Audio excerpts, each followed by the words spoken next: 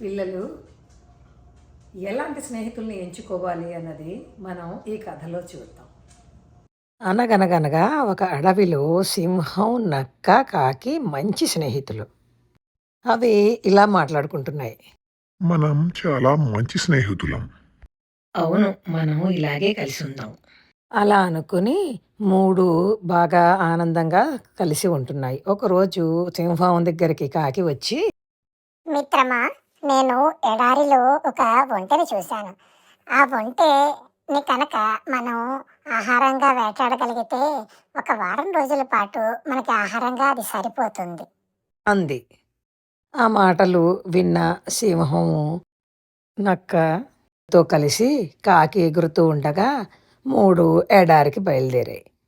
ఈ ఎడారికి వెళ్ళేటప్పటికి ఈ ఎండలో కాకైతే ఎగురుతోంది కానీ సింహం, నక్క ఇసుకలో నడవడం వల్ల కాళ్ళు రెండు కాలిపోయాయి.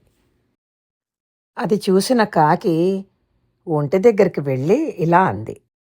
ఒంటె మిత్రమా, నా స్నేహితులు సింహానికి నక్కకి ఈ ఎడారిలో ఇసుకలో వేడి వల్ల కాళ్ళు కాలిపోతున్నాయి.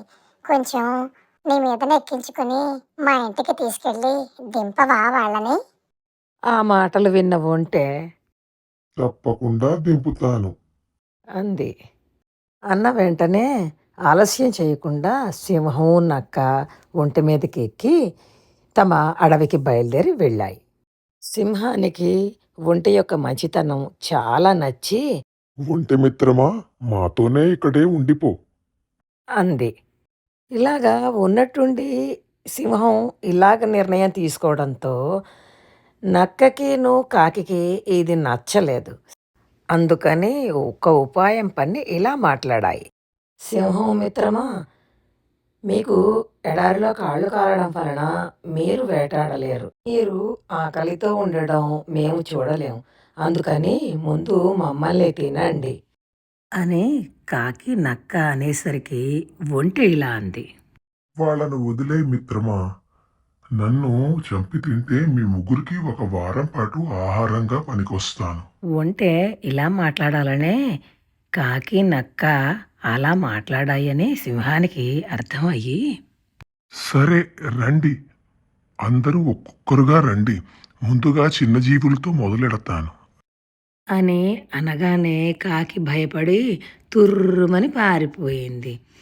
నక్క కూడా చచ్చాన్రోయ్ దేవుడు అని ప్రాణభయంతో పరిగెత్తుకుని అక్కడి నుంచి పారిపోయింది.